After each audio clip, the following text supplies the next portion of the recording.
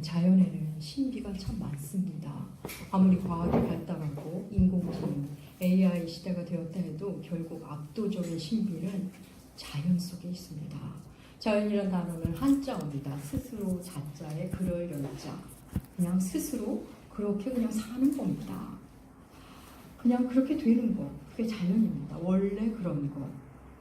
그냥 그런 것. 그게 자연이라는 겁니다.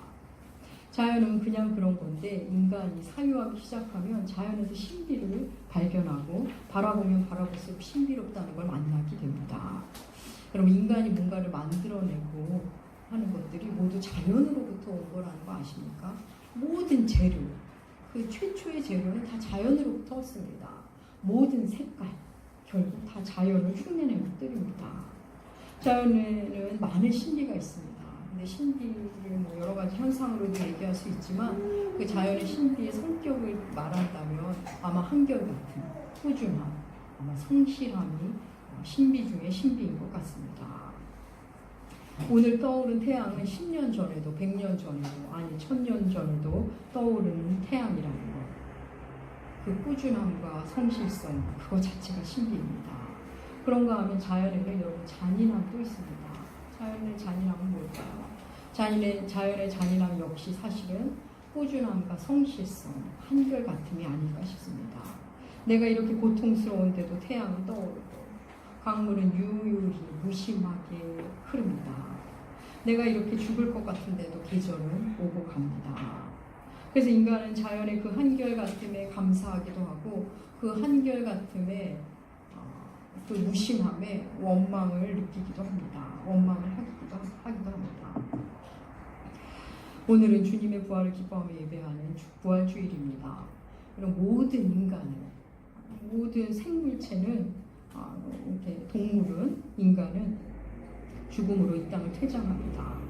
이 땅에서 죽음으로 퇴장한 인간은 그 어느 누구도 다시 등장하지 않습니다. 그게 자연스러운 자연의 섭리입니다. 그런데 예수가 죽은 후에 다시 살아났습니다. 부활하신 겁니다. 자연을 거스른 역사상 가장 놀라운 사건입니다. 물론 누군가 죽었다 다시 살아났다는 이야기는 있습니다. 뭐 제가 얼마 전 만난 분의 경우도 아주 독특한 체험을 하신 의학적으로는 죽었는데 다시 삶의 자리로 오신 분도 있습니다. 성경에도 나사로가 죽었다 살아나기도 하고 야이로 회당장의 그 딸이 사는 장면도 있습니다. 그런데 그들은 모두 살다가 다시 죽습니다. 그냥 2번 죽는 것뿐입니다. 그런데 예수는 죽음에서 부활하셨고 다시 죽지 않으시고 승천을 하십니다. 오늘은 그분의 부활을 생각하며 기뻐하며 드리는 부활절입니다. 예수의 부활의 의미를 욥기를 통해 함께 나눠보겠습니다. 우린 지난 3주 동안 욥 앞에 나타나신 하나님의 말씀을 살펴보았습니다. 하나님은 자녀도 잃고 재산도 잃고 건강도 잃고 친구들에게 외면다고 하고 있는 욥에게 나타나셔서는 위로하기는커녕 욥을 다그치듯이 질문을 봉쇄를 하십니다. 욥은 여전히 고통 중에 있는데 그의 상태는 해결해 주실 생각은 안 하시고 계속 질문하십니다. 우리가 질문을 보니 욥이 답할 수 없는 질문입니다. 하나님은 욥의 답이 듣고 싶으셔서가 아니라 욥의 입을 막고자 하신 질문인 것 같습니다. 그리고 그 질문을 하나님이 친히 답해 주시고자 하는 질문들입니다. 우리가 이 3주가 본 그 하나님의 말씀은 태초의 이야기를 시작으로 바다, 땅, 눈, 비, 구름 이런 이야기를 하셨습니다. 오늘은 생명체를 이야기하십니다. 여기 38장 39절부터 39장 전체, 우리가 전체를 읽진 않았는데 전체는 모두 동물에 대한 이야기입니다. 하나님이 언급하시는 이 동물은 모두 야생동물입니다. 사자, 까마귀, 산염소, 들나귀, 들소, 타조 모두 야생동물입니다. 하나님 욥에게 물으십니다. 누가 사자를 배부르게 하였느냐?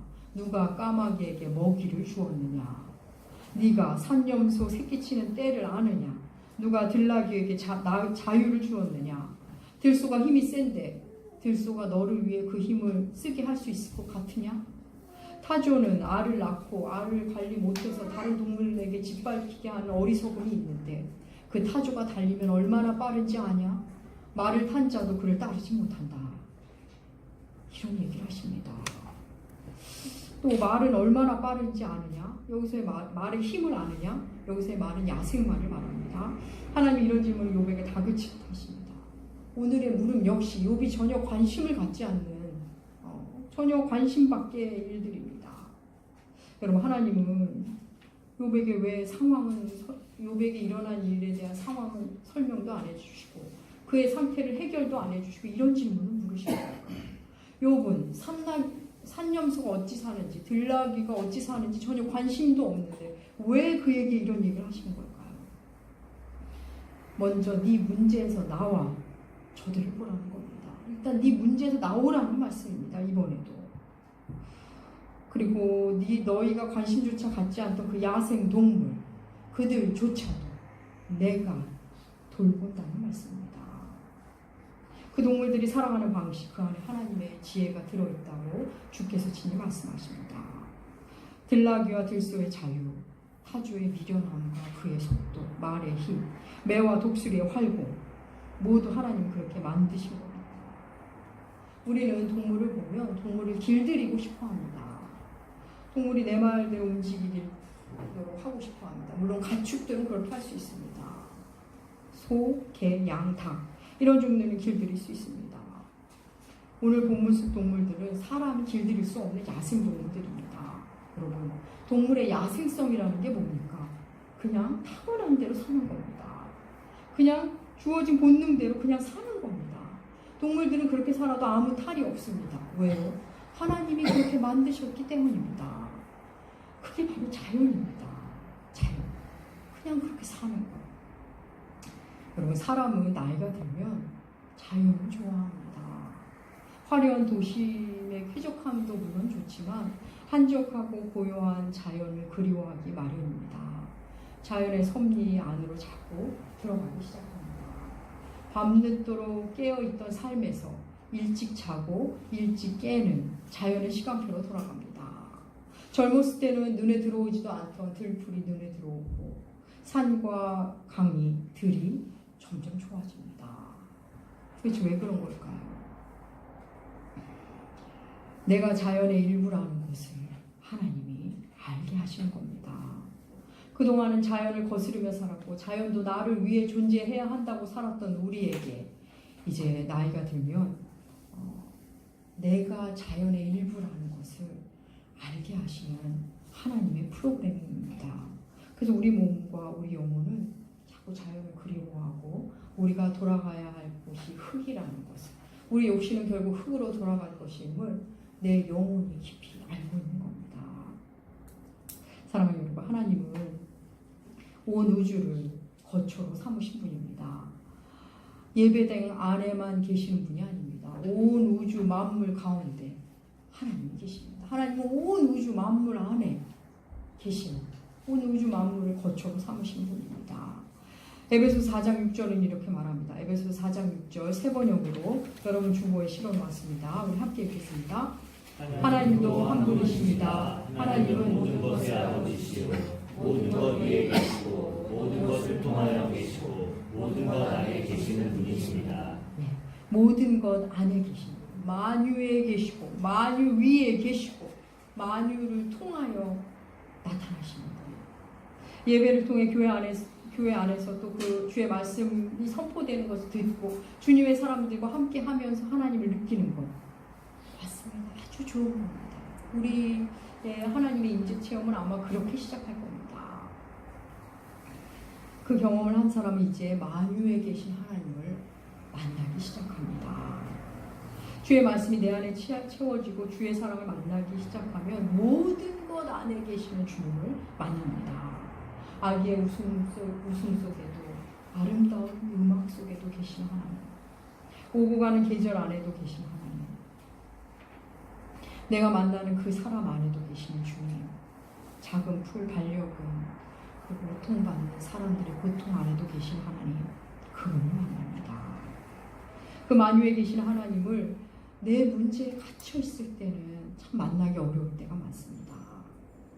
참 신비로운 것은 고통의 시간을 건넌 사람들, 죽음을 방불케 하는 그 시간을 건넌 사람은 만유에 계신 하나님을 더 잘 만나기 시작한다는 겁니다. 그게 바로 일상 속에 숨어있는 부활입니다.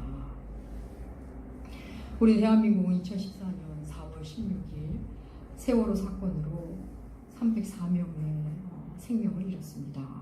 당시 단원고 2학년 재학 중이던 이창현 군의 어머니는 그 모진 시간을 보내고 이런 기도를 올립니다. 예전에 한번 소개해드린 바 있는데 오늘 일부를 소개하고자 합니다. 창현 엄마 최순아 님이 그 모진 시간을 건넌 후 하나님께 드리는 기도이고 하나님을 향한 물음이기도 합니다. 여러분의 주보에도 실어 놓았는데 제가 한번 그분의 기도를 일부를 읽도록 하겠습니다. 창조주이시며 전능자라고 불리는 당신께 기도를 드리는 것이 쉽지 않습니다. 2014년 우리 아이들의 살려달라는 마지막 기도를 외면하셨으니까요. 당신께 등 돌리며 살고 싶었습니다. 그런데 어디를 가든 당신이 계시더군요. 더 이상 울 힘조차 없어 그저 멍하니 앉아 바다만 바라보던 팽목함에도 차가운 시멘트 바닥에서 하늘을 보며 잠을 청해야 했던 국회에도 내리쬐는 땡볕을 피할 그늘 하나 찾기 어려운 광화문에도 하수구 냄새에 시달려야 했던 청운동 사무소에도 침몰 지점이 바로 눈앞에 보이는 동거차도에도 그리고 병든 몸을 이끌고 세월호가 누워있는 목포 신항에도 당신은 계셨습니다. 이름도 모르고 얼굴도 모르는 분들이 눈물 가득 고인 눈으로 다가와 안고 울어주시는 따뜻함에서 당신을 느낄 수 있었습니다. 그때 우리 아이들이 살려달라고 당신께 기도했을 때 그 기도 좀 들어주시지. 왜 우리 아이들이 없어진 지금 모르는 사람들을 통해 당신을 드러내시나요? 사랑하는 여러분, 아이들을 살려주시는 그 하나님이 원망스러워서 등을 돌리고 살고 싶은데 가는 곳마다 계시는 하나님을 창현 엄마는 만나고 있습니다. 물론 그럼에도 여전히 힘이 듭니다. 여전히 이해할 수 없는 하나님이십니다. 그 여정 속에 이 창현 엄마의 부활이 진행되고 있는 겁니다. 사랑하는 여러분, 이 창현 엄마의 눈물과 기도는 우리의 기도이기도 합니다. 도무지 알 수 없는 하나님, 찾을 때는 그렇게 안 나타나시더니 고통의 강을 지나고 나서 언뜻 그 모습을 보여주시는 그 하나님, 우리도 이런 여정을 걷습니다. 주의 부활을 나는 분명히 믿는 것 같은데 여전히 힘겨운 세상입니다. 여러분, 그리스도인은 이 땅의 고통을 외면한 채 훗날 만날 부활만을 기뻐하며 사는 그런 사람들이 아닙니다. 주의 부활을 믿는 사람은 지금 고통의 강을 건너는 자와 함께 손을 잡기 시작합니다. 그것 자체가 부활을 믿는 자들의 새로운 삶의 방식이 되는 겁니다. 사랑하는 여러분, 사람이 성장한다는 것은 사용하는 언어가 많아지고 움직이는 공간이 넓어지고 바라보는 시야가 넓어진다는 것을 의미합니다. 엄마 뱃속에 있던 태아는 엄마 뱃속, 그 좁은 엄마 뱃속이 세상의 전부라고 알고 있습니다. 그리고 태어나면 가난아기는 자기가 누워있는 방이 세상의 전부라고 생각합니다. 자기를 바라보는 그 사람, 나를 안고 이동해주는 그 사람이 세상의 전부라고 생각합니다. 또 아이가 조금 자라 학교를 다니면 학교와 우리 집이 세상의 전부로 알고 삽니다. 학교도 자기 반, 자기 학교가 세상의 전부입니다. 그러다 청소년기에 접어들면 조금씩 달라집니다. 우리 집이 다른 집과 똑같은 건 아니구나. 다른 엄마들이 우리 엄마와 똑같은 건 아니구나에 눈뜨기 시작합니다. 그리고 학교 생활을 마치고 사회인이 되면 이제 드디어 세상을 만납니다. 직장 생활을 하고 결혼을 하고 아이를 낳고 키우고 그러면서 나이를 들어갑니다. 그러면서 수많은 인류가 이렇게 살아왔겠구나를 알아갑니다.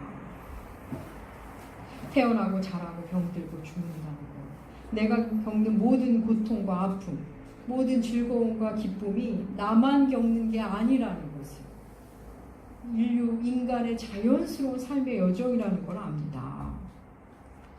세상을 공간의 개념과 시간의 개념으로 만나면서 이 땅에서 나의 시간도 끝이 있고 내가 만날 공간도 끝이 있다는 것을 알기 시작합니다. 그래서 나만 겪는 고난은 없다는 것을, 나만 겪는 기쁨도 없다는 것을, 또한 세상의 중심이 나라고 생각하며 살았는데 모든 사람이 다 자기가 중심이라고 생각한다는 것을 뼈저리게 만듭니다. 사랑하는 여러분, 자연은, 이 땅의 자연은 우리가 이 땅을 떠난다 해도 꿈쩍 안 하고 자기 몫을 하며 성실하게 굴러갈 것입니다. 우리가 이 땅을 떠난다 해도 태양은 어김없이 떠오를 것이고, 택시도 버스도 전철도 시간에 맞춰 계속 다닐 것이고, TV 드라마도 계속 이어질 것이고, 장사하는 분은 계속 장사를 할 것입니다. 우리 중 누구 하나 없어져도 눈 하나 깜빡 안 하고 이 세상은, 자연은 계속 흐를 겁니다. 저의 부모님은 두 분 다 돌아가셨습니다. 어머님이 먼저 돌아가셨는데 저는 돌아가신 후에 그런 생각이 들었습니다. 한 생명이 흔적도 없이 사라졌는데 이 땅에 변한 게 없구나. 한 사람이 70여 년을 자기 삶을 지지고 볶고 살고 웃음과 울음으로 고생과 허무로 자기 삶을 잘 누리기도 하고 후회도 하고 어쨌든 온 삶을 그렇게 살았는데 이 땅은 달라진 게 없구나. 여전히 계절은 오고 가고 새 생명은 이 땅에 오는구나 싶었습니다. 그 거대한 시간의 흐름이, 그 무심함이 두렵다는 생각도 들었습니다.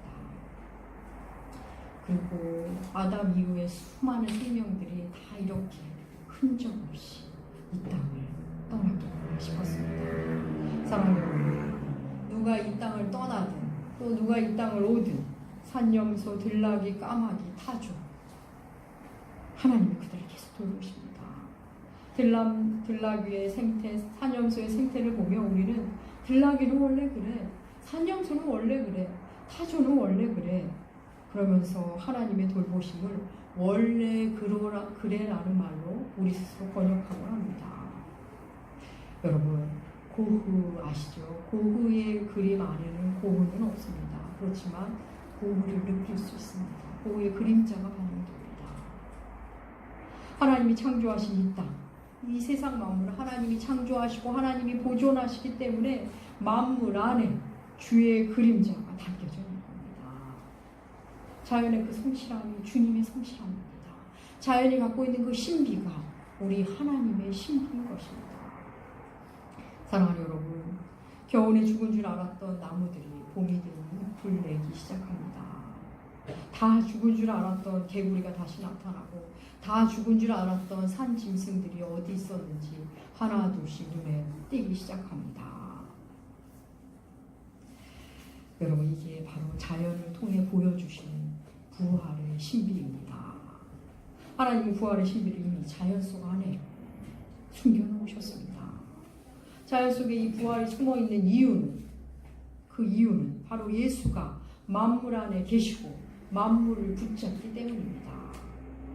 우리 히브리서 1장 3절 하나님의 말씀 주보의 시도는 함께 읽겠습니다. 그는 하나님의 영광의 감추시오 하나님의 본체대로의 모습이십니다. 그는 자기의 능력 있는 말씀으로 만물을 보존하시는 분이십니다.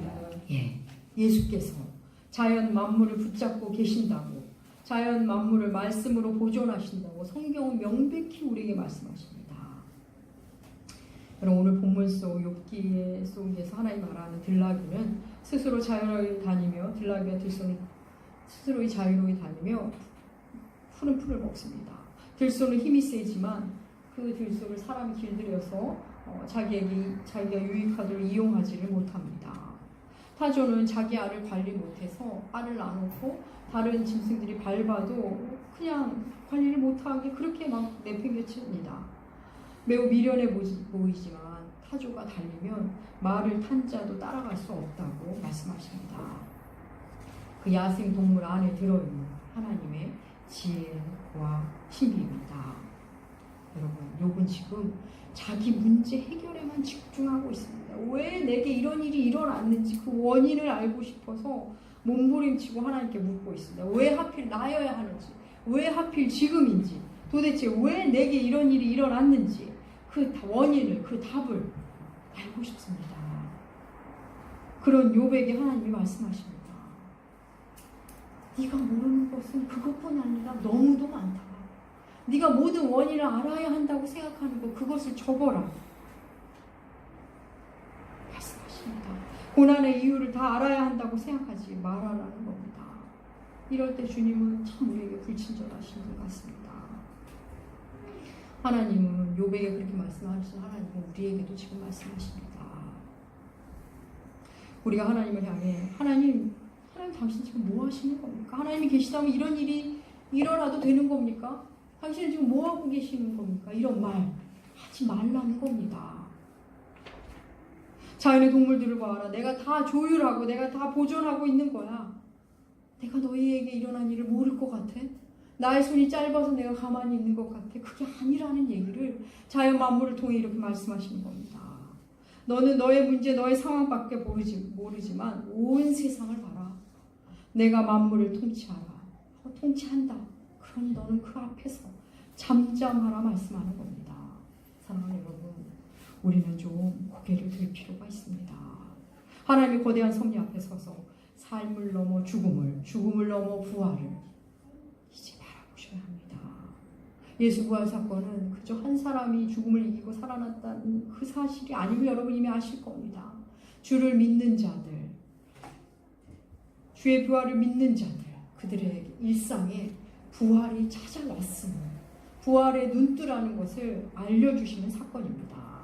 사랑하는 여러분, 부활은 훗날 주님이 오신 후에 경험하게 되는 것만이 부활이 아닙니다. 이 땅에서 부활을 사는 겁니다. 이전의 가치관이 죽고 예수적 가치관으로 사는 것, 이전의 나 중심의 세계관이 죽고 예수적 세계관으로, 그리스도적 세계관으로 다시 사는 것, 그게 바로 부활입니다. 내가 길들이고 싶어 하지만 나는 도무지 길들일 수 없는 것, 하나님만이 길들일 수 있는 것이 있다는 것을 아는 것. 내가 모두 다 조율하고 싶지만, 내 통제 안에 다 넣고 싶지만 그럴 수 없다는 걸 아는 것, 그러려고 하는 시도를 조금 버리는 것, 그것 자체가 부활로 가는 일상입니다. 사랑하는 여러분, 사도 바울은 하나님의 지혜를 이렇게 노래했습니다. 로마서 11장 33절에서 36절까지의 말씀 함께 읽겠습니다.